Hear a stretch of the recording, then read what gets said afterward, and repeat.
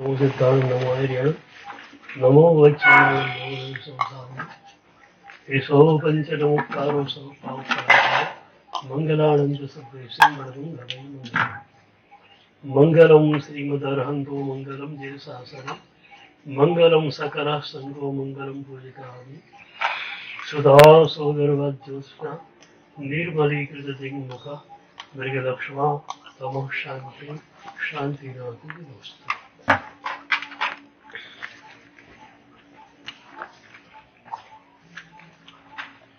સૂક્ષ્મ દર્શનાચારમાં પ્રભુના વચનની અનુભૂતિ થવી જોઈએ. આગમ શાસ્ત્રો ઘણા વાંચ્યા આપણે, પણ એમાંથી આપણે આત્મસાત કેટલા કર્યા? હું ઘણીવાર એક વાત કહું છું કે મારે લાઈવ એડિશન્સ જોઈએ છે. 10 વૈકારિકનું લાઈવ એડિશન, 10 વૈકારિકના 5મા અધ્યાયના લાઈવ એડિશન્સ ઘણા મળી જાય. મારે 6ઠાનું જોઈએ, 4થાનું જોઈએ. હું તમારા ઉપર છોડી દેતો હોઉં છું પછી કે તમારી જે ચોઈસ હોય. જ્ઞાન સારું હોય તો વાંધો નથી, પણ તમે લાઈવ એડિશન હો, જીવંત સંસ્કરણ. તમને જોતા લાગે કે આ જ્ઞાન સારનું બોનસ ટકાવી ગયું.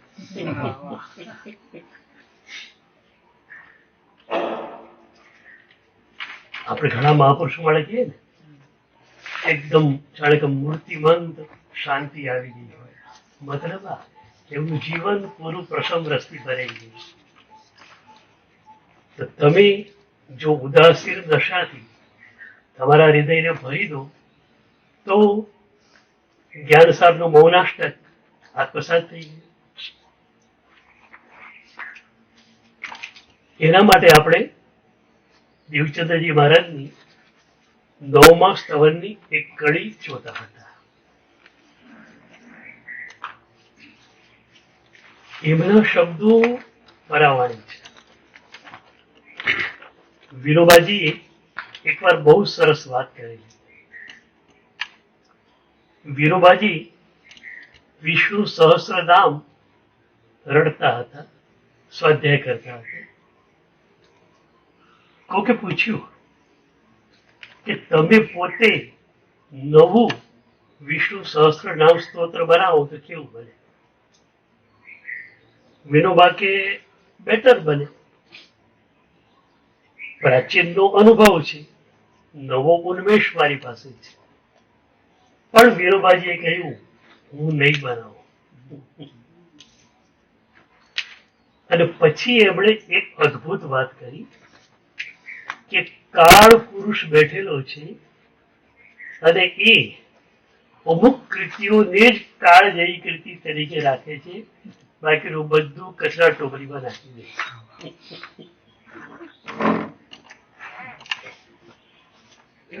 અત્યારે આપણે જોઈએ છે શબ્દો શબ્દો શબ્દો ચાલ્યા છે, પણ એ શબ્દોમાંથી શાશ્વત શબ્દો કેટલા રહેશે કોણ જાણે?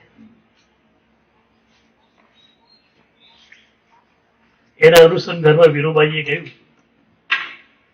કે નવજીવન ટ્રસ્ટ વાળા એમની પાસે આવેલા. નવજીવન ટ્રસ્ટે ગાંધી વાંગ્મયના 85 વોલ્યુમ્સ બહાર પાડેલા છે. ગાંધીજીએ પૂરા જીવનમાં જે પણ લખ્યું, ચિઠ્ઠી કે ચવરકી, બધું જ છાપી નાખ્યું છે. એ નવજીવન ટ્રસ્ટના ટ્રસ્ટીઓ વિનોબાજીને મળવા ગયા, કારણ કે વિનોબાજી ગાંધીજીના માનસ પુત્ર ગણાય. તો કે સાહેબ, આપે ગાંધી વાંગ્મયના વોલ્યુમ્સ જોયા હશે, આપણો અભિપ્રાય શું? વિનોબાજી એક ક્ષણ મૌન રહ્યા અને પછી એમણે કહ્યું કે ગાંધીજીનું ગયા જન્મનું કઈ મળતું નથી. એ મળતું એ છાપી કાઢો ને 100 વોલ્યુમ તમારા પૂરા થઈ જાય.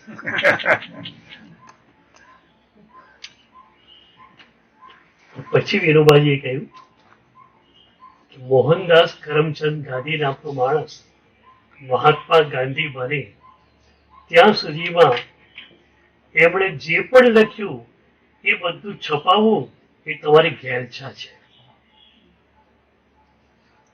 કારણ કે ગાંધીજી પોતે કહેલું કે ગઈકાલે મેં કહેલું એને ડિલીટ કરી કાઢું, આજે કહું છું સાચું છે. વિનોબાજીની આ વાતને વિનોબાજી વાઘભાઈના એડિટરોએ બરોબર સ્વીકારી લીધી.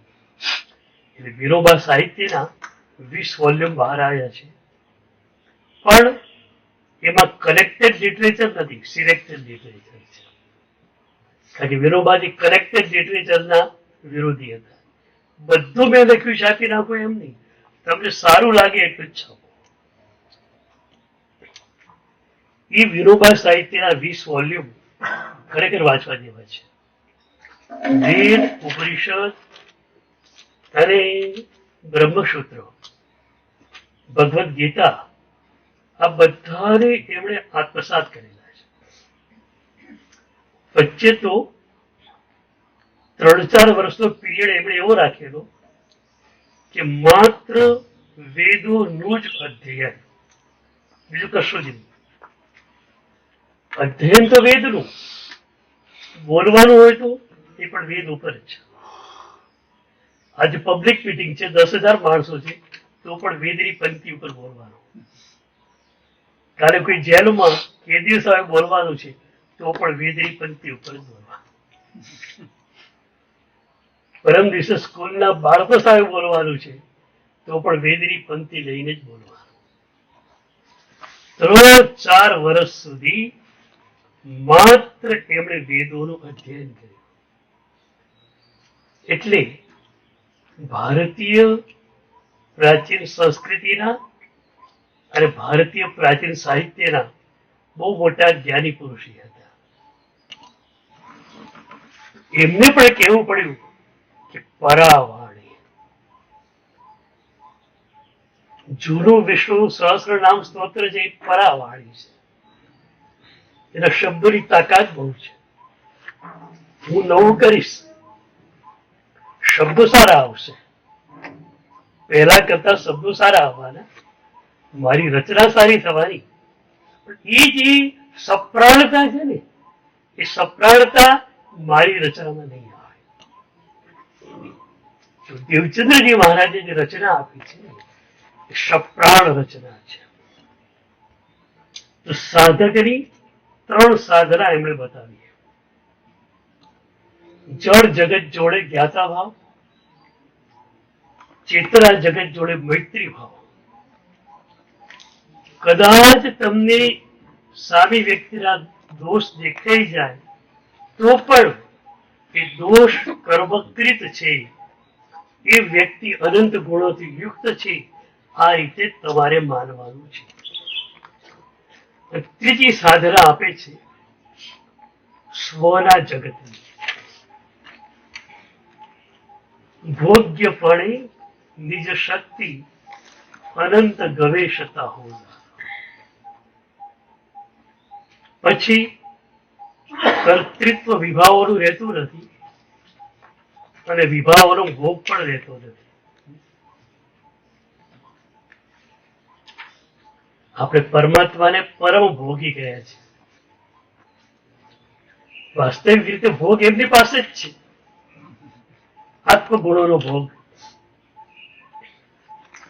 પરમાં તો ભોગ જેવું કે છે જ નહીં. તો કર્તાપણું પણ તમારું ક્યાં? સ્વની દુનિયામાં. પરકૃત કર્તૃત્વને ક્યારે પણ તમારે તમારા મનમાં સ્થાન આપવાનું નથી.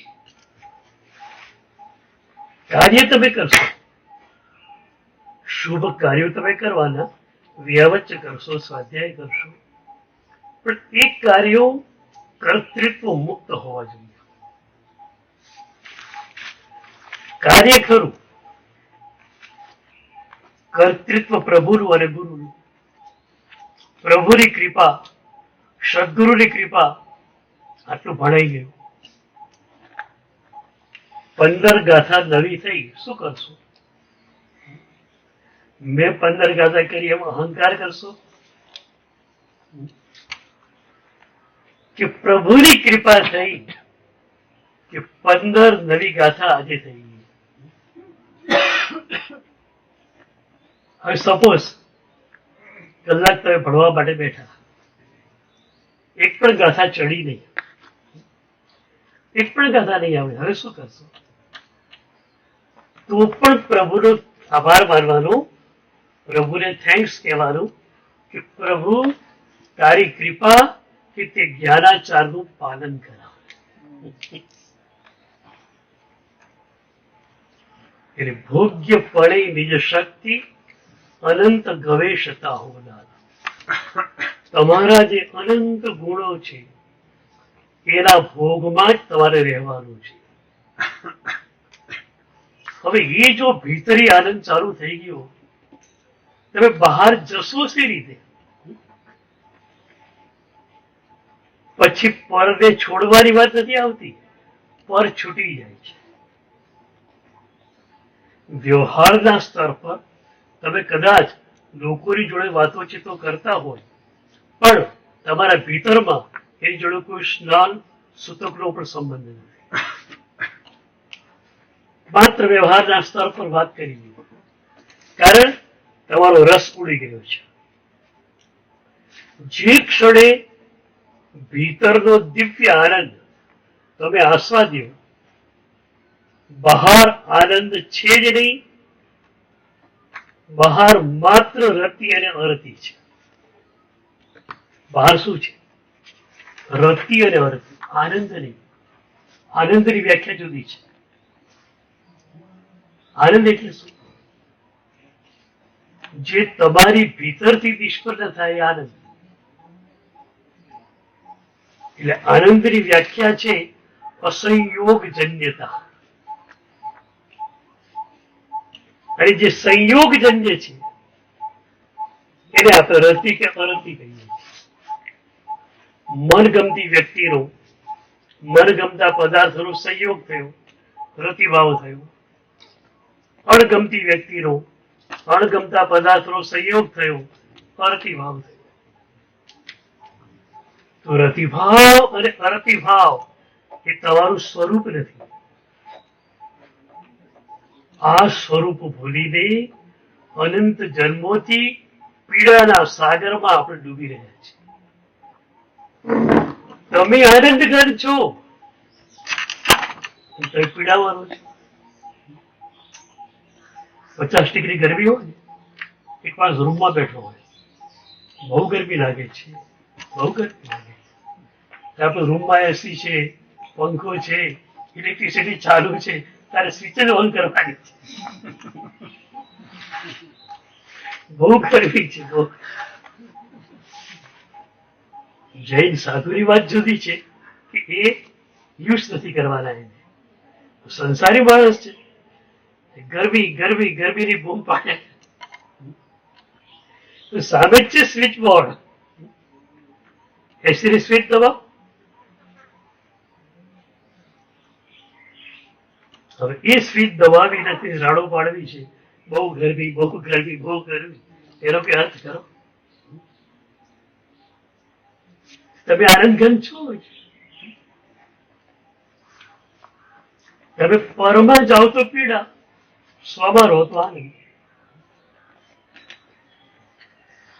ઘણી વાર કહું છું, બહાર 50 ડિગ્રી ગરમી છે,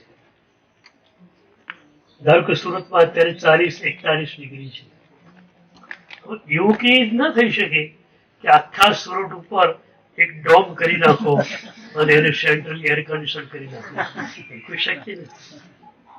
પણ વ્યક્તિ પોતાના બેડરૂમમાં એસી જરૂર લાવી શકે છે. તો બહાર 40 ડિગ્રી ગરમી છે, એના રૂમની અંદર એ ધારે એટલી 30-25 જેટલી ધારે એટલી નીચે લાવી શકે છે. તમારી પાસે પણ આ જ વાત છે. દુનિયા ખરાબ છે કે સમય ખરાબ છે એવું સાધક ક્યારે પણ ન મળે. સમય સારો જ છે. અને હું તો માનું છું કે છેલ્લા 300 વર્ષના ગાળાની અંદર ગોલ્ડન પીરિયડ હોય તો આપણો પીરિયડ છે. વચ્ચે 300 વર્ષમાં જ્ઞાન અને ધ્યાનના ક્ષેત્રે મહત્વની ઊંચાઈઓ આવી, પણ એ વ્યક્તિગત ઊંચાઈઓ આવી.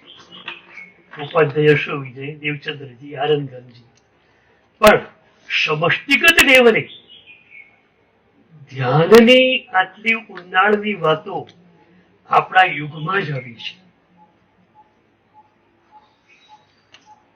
અંગ્રેજીમાં આજે બેસ્ટ સેલર પુસ્તકો જે હોય છે એ ધ્યાન ઉપરના હોય છે. તમે જૈન નામ તો સાંભળેલું છે. બૌદ્ધોની જ એક શાખા છે. મૂળ ધ્યાન શબ્દ છે આપણો. હવે બૌદ્ધ પરંપરામાં પાલી ભાષા છે. આપણે પ્રાકૃત હતી ત્યાં પાલી ભાષા છે.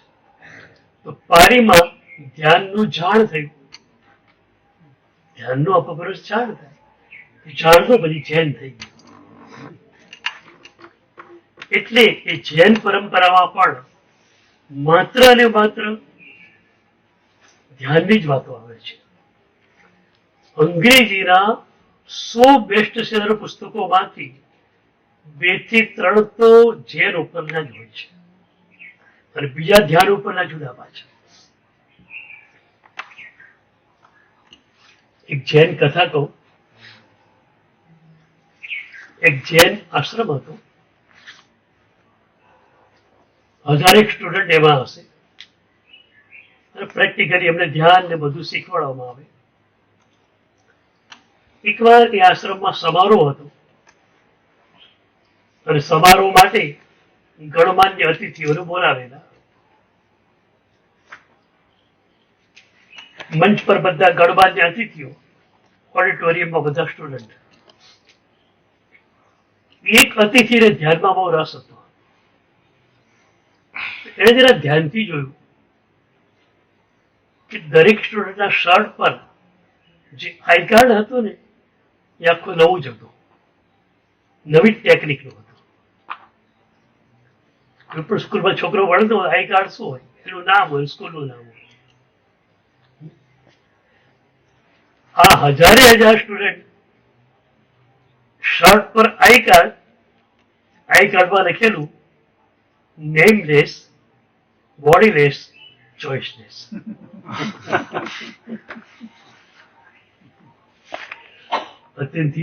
વાહ,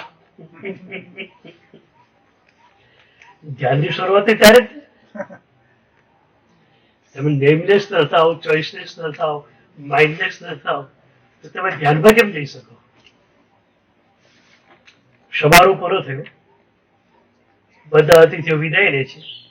બધા સ્ટુડન્ટ ઉભા થઈને એમને માન આપે છે. અતિથિ પસાર થઈ રહ્યા છે. છેલ્લી રોમાં એક ખુરશી પરથી એક સ્ટુડન્ટ ઉભો થયેલો. એના શર્ટ પર આઈ કાર્ડ નહોતું. આને એને પૂછ્યું કે પ્લીઝ તમારા શર્ટ પર આઈ કાર્ડ કેમ નથી? ત્યારે કહ્યું સર, ગઈકાલે મારું આઈ કાર્ડ ખોવાઈ ગયું છે, નવું આઈ કાર્ડ હું લેવાનો છું, પણ એક આઈ કાર્ડ ખિસ્સામાં તો રાખેલું જ છે. આઈ કાર્ડ મારું ખોવાઈ ગયું છે, નવું આઈ કાર્ડ કાલે લઈ લઈશ, પણ એક આઈ કાર્ડ તો ખિસ્સામાં છે. અતિથિ કે કયું આઈ કાર્ડ? એને પડીકી કાઢી. આપણી ભાષા શબ્દ પડીકી કાઢી ખોલી અંદરથી રખ્યા. અતિથિને ખ્યાલ નહીં આવ્યો શું સ્મશાનમાં ગયેલો, ત્યાં એક માણસનો અગ્નિ સંસ્કાર થઈ ગયેલા, એને રખ્યા લઈ લીધી. તમારે ખ્યાલ રહે હું પણ રાતમાં જવાનો છું. બોડી બેસ્ટ માઇન્ડ બેસ્ટ થવાના છે. આવી જ વાત એક સંતરી આવે છે. બહુ મજાની વાત છે કે સંત જ્ઞાની હતા. 20-25 શિષ્યો એમને. અને આપણે હિન્દુ પરંપરાઓ કે જૈન પરંપરાઓ કે બૌદ્ધ પરંપરાઓ, શિષ્ય એટલે આજ્ઞાંકિત વ્યક્તિત્વ, આળા એ ધમ્મું. તો ગુરુ પાસે એક જોડી હતી.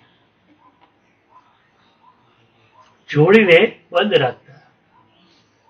શિષ્યોને કહી દીધું, મારું આસન, મારું સામાન તમે ઉપાડો એનો વાંધો નથી, આ જોડી કોઈએ ઉપાડવાની નહીં. અને આ જોડી ખોલીને કોઈ જોવાની પણ હતી. જો કે વિચાર જ ના આવે.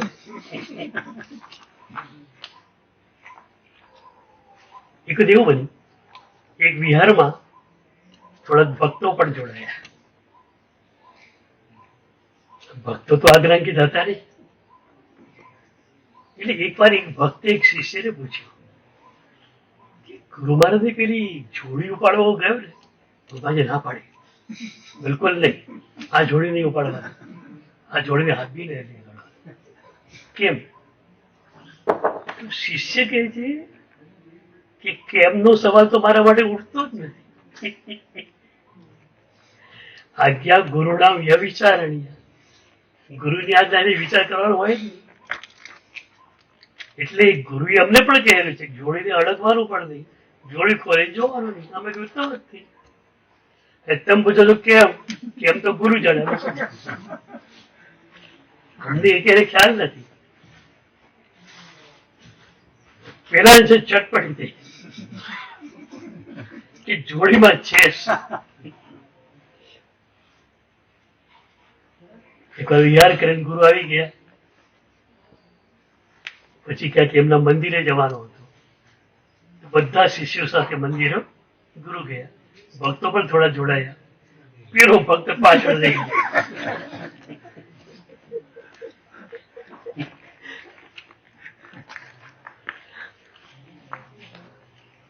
હજી એક બે ભક્તો બાકી હતા. એ જાય એટલે ધીરે ધીરે ધીરે આપણે ખોલી પ્રગટા નથી. આવું ના, હું આવું છું, તમે જાઓ.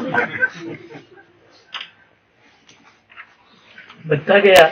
છેલ્લે આ એકલો રહ્યો. ગુરુના આસન પાસે ગયો, જોડી ખોલી. જોડીમાં માણસની ખોપરી, મરી ગયેલા માણસની ખોપરી. હેપતાઈ ગયો. સાંભળે ને, આપણે જે વામ માર્ગી હોય, તાંત્રિકો હોય, એ આવું રાખે. ગુરુ તો એકદમ સાત્વિક આચાર્ય છે. આ મરેલા માણસની ખોપરી ગુરુ. પહેલી વાર ત્યારે ગુરુ પર અભાવ થઈ ગયો. એટલે બહારથી જ બધું સારું છે, અંદર બધું પોલમ પોલમ છે. ઘણી વાર કહું છું, તમે તમારી બુદ્ધિના ચશ્માથી જ ગુરુને જોયા છે. ગુરુ બહાર જુદું કે અંદર જુદું.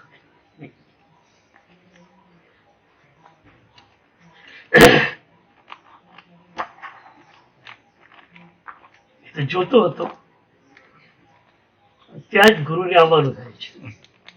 ગુરુ પાછા ફરે છે. ગુરુએ જોયું પેલો માણસ જોડી ખોલી ખોપરી પાસે બેઠો. જેવા ગુરુ અંદર ગયા, ગુરુ ચમક્યો, પણ જોડી બંધ કરવાનો ટાઈમ ના રહ્યો. બધા શિષ્યોની નજર પણ પડી. ત્યારે ગુરુ બધાને બેસાડ્યા, શિષ્યોને અને ભક્તોને. શિષ્યોને કહેવાની જરૂર પણ નહોતી ખરેખર, એટલા સુશીલ હતા. બેસાડ્યા બધાને. જુઓ ભાઈ, આ માણસની ખોપરી હું રાખું છું. શા માટે? હું ગુરુ છું, હું સાધક છું, ભક્ત પણ છું, છતાં હું માણસ પણ છું જ. અને માણસ તરીકેની નબળાઈ ક્યારેક મારામાં આવી જાય એવું બની શકે. એટલે ગુસ્સો મને આવતો નથી, રાગની શક્યતા મારામાં છે નહીં, પણ મને લાગે છે કે અહંકાર ક્યારેક ક્યારેક મારામાં આવી જાય છે. હવે એનો ઉપાય શું કરવો? એમાં એક રાત્રે હું ધ્યાન કરવા ગયેલો, ધ્યાન કરી પાછો આવતો હતો, સ્મશાનમાં થઈને ગુરુની બીક તો હતી જ નહીં. મધરાતે સ્મશાનમાંથી નીકળી રહ્યા છે, તો ત્યાં એક દિવસે એક માણસનો અગ્નિ સંસ્કાર થયો હશે, એની ખોપરી છૂટી પડી ગયેલી રસ્તા ઉપર, પગમાં આવી, અંધારું હતું, જોઈ લીધું શું છે. તરત વિચાર આવ્યો કે આને હું રાખું તો કામ આવશે. જ્યારે પણ અહંકાર આવે ને આને જોઈ લેવાનું કે ભાઈ જો તારી દશા આખરી આ જ છે. તું કીધું હું જ્ઞાની ને હું વિદ્વાન ને હું આમ ને હું આમ, આખરે તો આ જ થવાનું છે. એટલે એ ખોપરી મેં લઈ લીધી, જોડીમાં મૂકી દીધી, તમને કહી દીધું શિષ્યોને કે તમારે જોડી ખોલવાની નહીં, અડવાની. આજે આને ખોલી રાખી.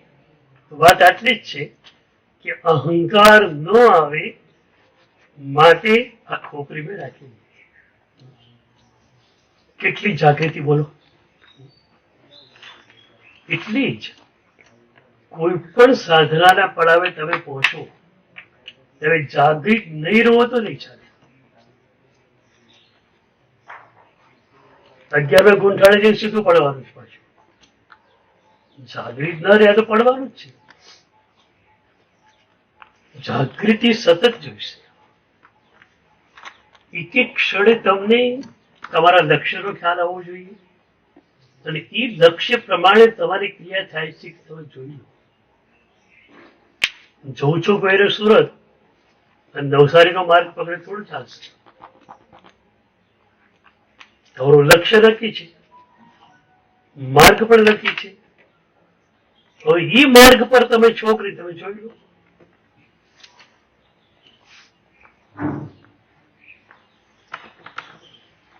ઉદાસીન દશા બહુ જ મજાની દશા છે. ભોગ્ય પડે નિજ શક્તિ અનંત પ્રવેશતા હોલા. એટલો બધો આનંદ તમારી ભીતર છે કે બહાર તમે ક્યારે જઈ શકો નહીં.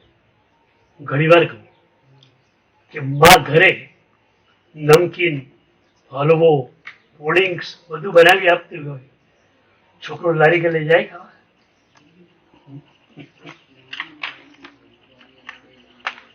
એમ તમારી ભીતર અનંત આનંદ સમાવેશ તમે જુઓ. અને તમે બહાર જાઓ ખરા. નિમ કરોલી બાબા હમણાં જ થયા, એમનો એક પ્રસંગ વાંચેલો. એ માત્ર એકાદ નીચેલું વસ્ત્ર અને એક કામળો રાખતા વસ્ત્ર, બીજું પરિક્રમા કશું જ નહીં. પણ લોકોની શ્રદ્ધા એમના પર એટલી બધી, લોકો માનતા કે વચન સિદ્ધ પુરુષ છે. એક વારે બેઠેલા, આશ્રમ પણ નહીં, ફરતા રહેવાનું, અને એક સેવંત આવે છે, હજારોની નોટ લઈને, આખી બેગ ભરેલી નોટો એને અર્પણ કરી ગુરુને. આ તો ફકીર બાબા પરમ ઉદાસીન દશામાં. એ પેલા શ્રીમંતને કે આ નોટોનું શું થાય, શું કરવાનું? નોટોને પાથરી બેસવા માટે કે સીટ બરોબર નથી, એટલે વડે મારી ગાડી ઠીક છે, આ તો કડક કડક પડે. હું તો તાપડું રાખતો નથી, નહીં તો સારું આમ નાકમાં ગાડી.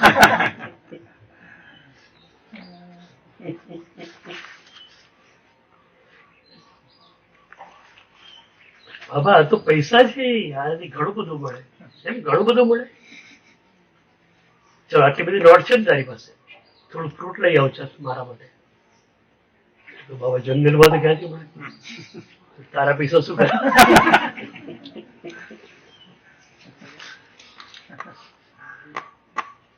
એમ લાગે કે આવી ઉદાસીન દશા બીજી ત્રીજી ચોથી દૃષ્ટિમાં હોય છે.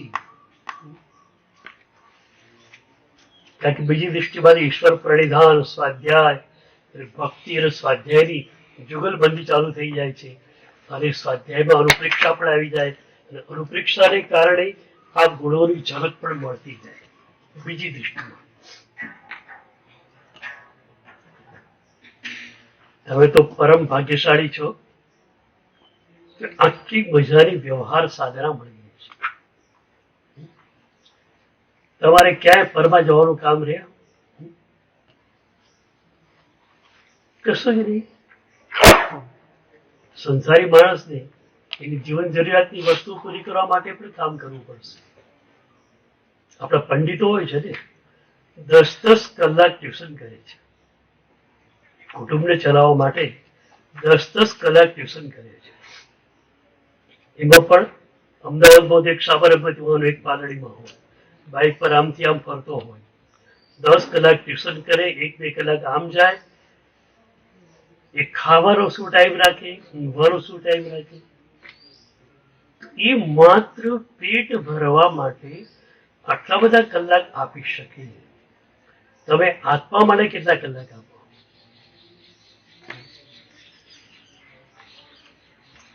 ઉત્તરાધ્યાય સૂત્ર તો 15-9 નો રેશિયો આપ્યો છે.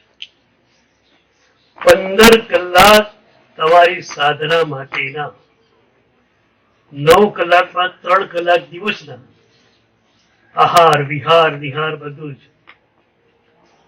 રાત્રિના 2 પ્રહર 6 કલાક ઊંઘ માટેના. 15-9 નો રેશિયો આવ્યો છે.